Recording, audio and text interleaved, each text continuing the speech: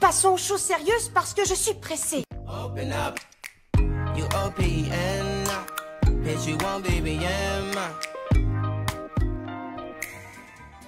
Hello tout le monde, j'espère que tout le monde va bien, que tout le monde confine bien chez soi. Moi aussi je confine comme tout le monde. Je viens vous faire une nouvelle vidéo pour vous parler des hommes, des rencontres masculines avec qui c'est censé faire quelque chose de bien, limite un peu d'amour quoi. On est censé s'aimer, voilà, un homme, une femme, ou deux femmes, deux hommes. Je parle pour mon cas, donc je parle des hommes. Z-O-M-E. On rencontre dans notre vie de personnes malades, donc qui avons eu des problèmes de santé, tout un tas de mecs bizarres. On va dire que quand on a été malade, quand on veut faire des rencontres, on évite d'en parler parce que souvent on tombe sur des mecs qui ne sont pas du tout compréhensibles. Vraiment. La vérité, franchement, les cheveux ça tirait trop bien. En vrai, je sais même pas pourquoi t'as cette coupe de cheveux. Laisse-toi pousser les cheveux, hein. Franchement, vraiment, je te vois trop avec des cheveux, tu vois, genre super longs. Vraiment, ça tirait beaucoup mieux que cette coupe de cheveux là. What?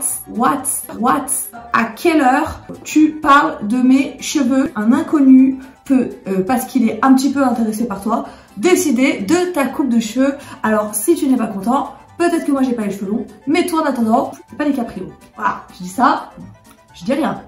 Alors aussi, parfois, on va rencontrer ce style de mec là. T'es jolie, t'es gentil, franchement, t'as du potentiel meuf, clairement, ça pourrait peut-être marcher. Alors, ils vont te faire croire qu'ils sont intéressés par ta vie, ils vont te mettre en confiance, savoir qui tu es, tes faiblesses, quelles sont tes qualités, quels sont tes défauts. Toi, tu vas leur manger dans la main et là, tu vas leur dire oui, alors, faut que je te dise un truc. Bon, j'ai eu un cancer, voilà.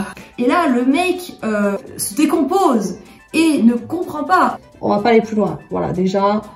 Il y a beaucoup de mecs aussi qui rencontrent quelqu'un, qui vont bien aimer. Toi, tu vas dire, bah, je l'aime bien aussi, on s'aime bien, il m'aime bien, tu m'aimes bien, je t'aime bien. Alors, faisons quelque chose, sans forcément se prendre la tête. Et en fait, le mec, c'est un enfant. Il y en a certains, et c'est pas l'âge qui compte, vraiment. Peut-être passer la trentaine, la quarantaine, pour évoluer. Et ça va te parler, et puis au bout d'un moment, que dalle. Vraiment, tu vas me saouler, clairement. Que dalle, pourtant tu l'as jamais vu, tu l'as jamais... Mais que dalle, voilà, le mec se lasse, il a plus envie de te parler. À un moment donné, moi je vais finir par péter un câble, hein. Vraiment, je peux plus te voir. On tombe sur des perles, mais alors sur des perles. Alors bien sûr, il y a le cas de figure de celui qui va tout faire pour te mettre dans son lit, qui va croire que tu es bête et naïve, mais que tu lui manges dans la main.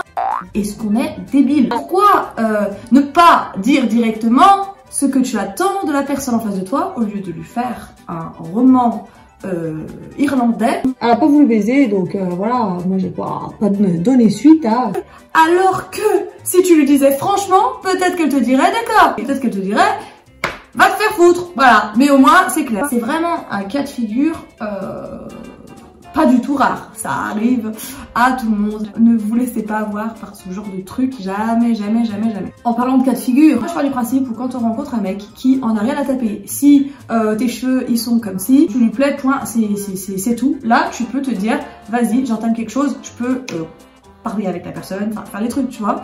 Mais alors, le cas de figure aussi qu'on rencontre souvent, tu dis bon, je vais pas me faire avoir, je vais pas dire que j'ai été malade, voilà. Et la personne, bah, si elle t'arrive à te mettre en confiance, toi, bête et naïf, tu dis bon, limite, je vais en parler, limite. Ah oui, d'accord. Attends, je t'ai pas dit, j'ai eu un cancer là il y a 2 ans. Enfin voilà. Ta voiture, c'est quoi, une Peugeot? J'ai changé aussi ma voiture il y a 2 ans. J'adore l'automobile, oui. Enfin, pas comme une lettre à la poste, voilà. Jusqu'à que cette personne comprenne et se dise attends, c'est un cancer du sein.